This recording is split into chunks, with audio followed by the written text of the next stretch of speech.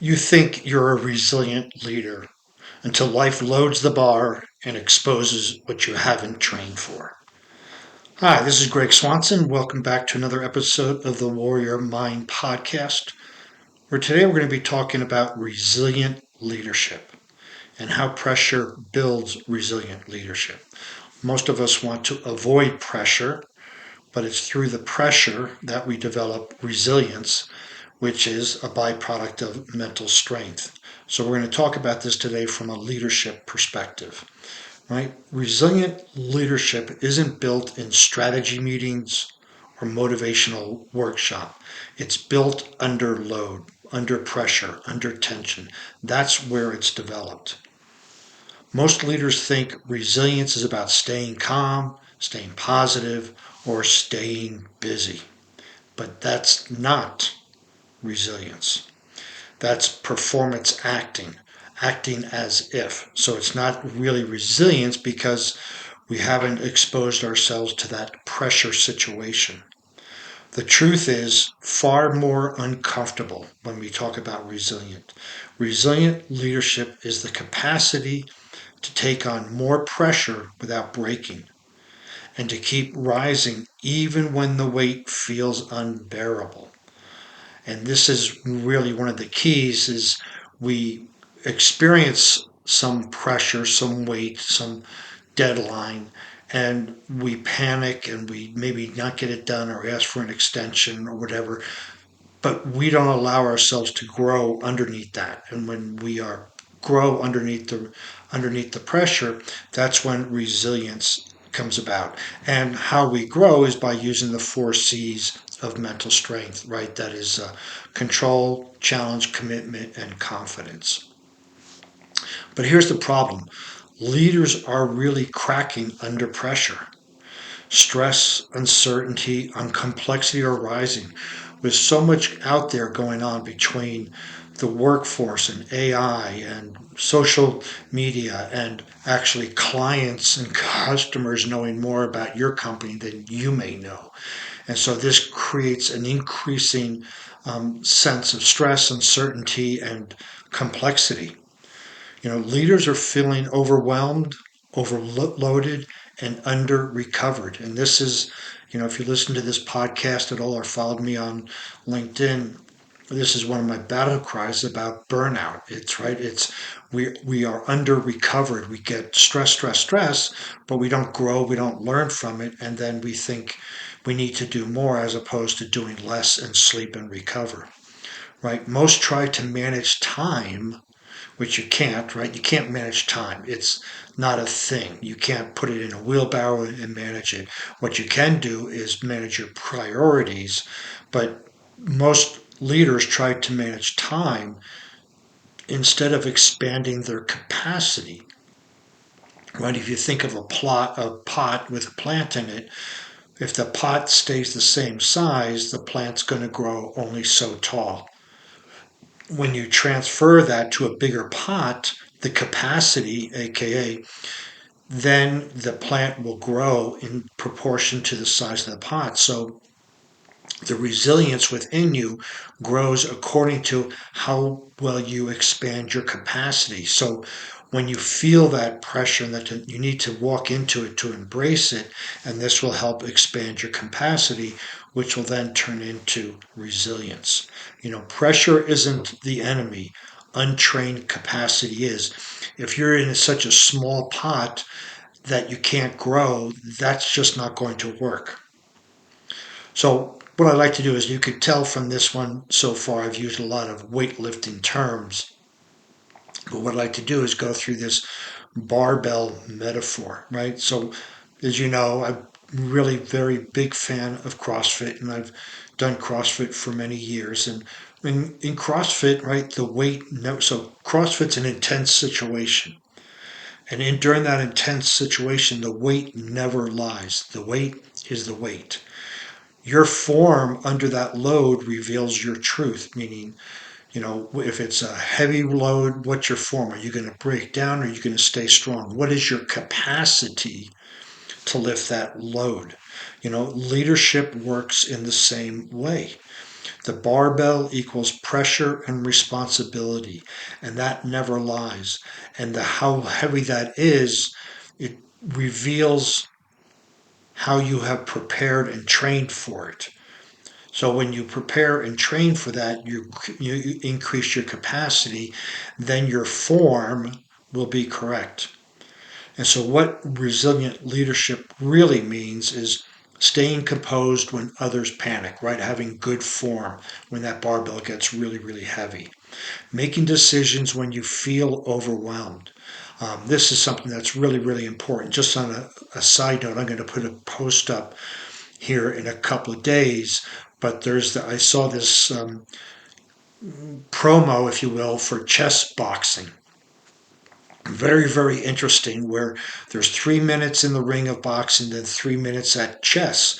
Well, you think about making decisions when you're overwhelmed, you just get your heart rate racing. You're in there getting smacked in the head. 3 minutes in the boxing, then you have to get out and almost immediately go to the chessboard and start to calm down and think about how to play chess. Well, that's what resilient leadership is made of. That might be a fun thing to try, but that's up to you.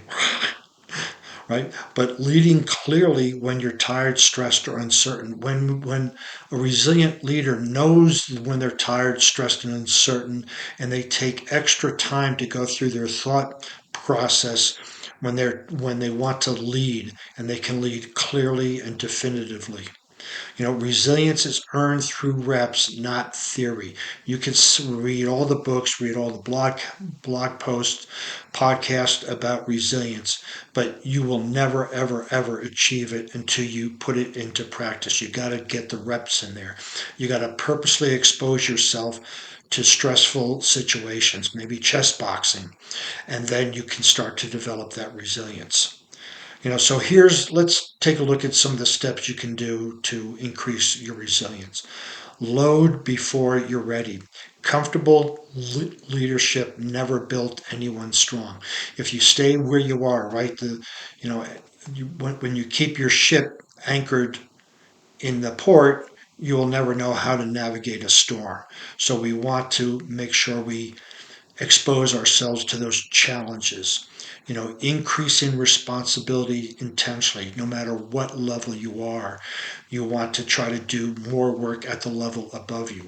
That could be a level at work, that could be a capacity, intellectual capacity, that could be a physical capacity, but you want to increase your load, your responsibilities intentionally. Controlled pressure builds capacity. Again, we can use the Kaizen principle a little bit better every day. Getting back to the barbell, let's say you lift 135 this week. Well, next week you lift 137 and then 139 and then 141. But you do a little bit, and then your capacity to lift more increases automatically. The same thing with resilience. You volunteer, you do a presentation, you walk into a difficult conversation on purpose as opposed to trying to avoid it. Growth starts exactly where comfort ends. And I talk about this in the complacent zone, that mental line of resistance that holds us back from growth. That's where your growth starts, and that's where the complacency ends. So then you want to train with intent, whether that's physical, obviously training, but mental training, resilient one. You want to know why you're putting yourself in these stressful situations. It's with intent. I want to be able to communicate with a customer better. I want to communicate with my boss better. I want to communicate with my shareholders better. And you train with intent, right? Reflection, and you do this through reflection, emotional regulation, and nervous system resets. Reflection, you give a presentation, a conversation, you do something that steps out of your comfort zone, you reflect back. What worked, what didn't, what can be improved. Emotional regulation, that means learning how to do that deep breathing before the event, if you will, during and after. You want to be able to regulate your emotions accordingly. And then the nervous system reset, that is your downtime, your sleep, your relaxing. Leadership resilience equals deliberate training. You just don't fall into it. Every single day you want to push yourself. Do hard things. Do something hard and challenging every day. Sometimes that could be just saying no to things. People come up to you, hey, do you have a minute for this? Do you have a minute? No, hey, can we have a meeting? No, you don't have to say it that meanly, but right, it's that deliberate training can be being uncomfortable, and being uncomfortable may be saying no to things. Avoid just winging it. Use strategy and structure. There is a time and a place for our intuition comes in for decision making. But when we want to talk about building resilience, we need to use strategy and structure, right? Critical thinking, strategic thinking, and perhaps even creative thinking instead of like, well, we'll throw enough mud against the wall and see what sticks. And the strongest leaders train their inner world daily through meditation, through visualization, through self talk, through preparation. All of those things that is done daily. And then we want to embrace those micro adversities, right? Such as cold exposure, whether it's a shower or a tank or whatever, and then a hard conversation. We all have those conversations that are hard that we've been putting off, and we think if we ignore it, it'll go away. Well, it may go away, but it's going to fester. So have those hard conversations. Create disciplined routines. Get up at 4 o'clock in the morning. Get up at 5 o'clock in the morning. Go for a walk. Do something physically so your mind will understand what it means to do something hard. Stress dose exposure strengthens your system. So you could call this like microdosing. Adversity will help eventually in the long term build up that resilience, and that equals that micro resilience, right? Micro adversity equals macro resilience, meaning larger resilience. So doing those small uncomfortable things day after day after day will have a cumulative effect, which will then build larger resilience. Leaders must seek challenge, not comfort. And the challenge again every day doesn't mean you have to really get yourself all stressed out, but do something different that you haven't done that's going to challenge you. Maybe, if you're in the a factory mentality or a floor, if you don't know about programming, sit with a programmer, try to understand it, whatever that might be, but you want to get into something that is uncomfortable. And you want to recover like a professional, almost like a professional athlete, right? Recover is not a luxury.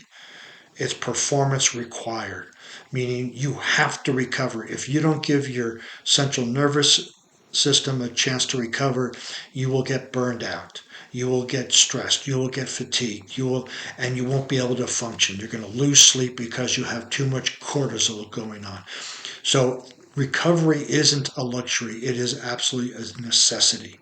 You know, Overwork destroys adaptability and clarity. If you're so stressed, so overworked, you're not able to use the total capacity of your brain and your mind for adaptability and clarity. So this is again, we want to recover so those central nervous systems are firing correctly.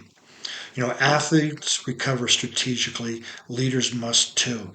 We can't just go, go, go. Keep your phone on all the time. Respond to every text. Respond to every email. Respond to all of it. Have to be strategic. Whether it's red light therapy, a cold plunge, a hot plunge, a sauna. You keep your phone away.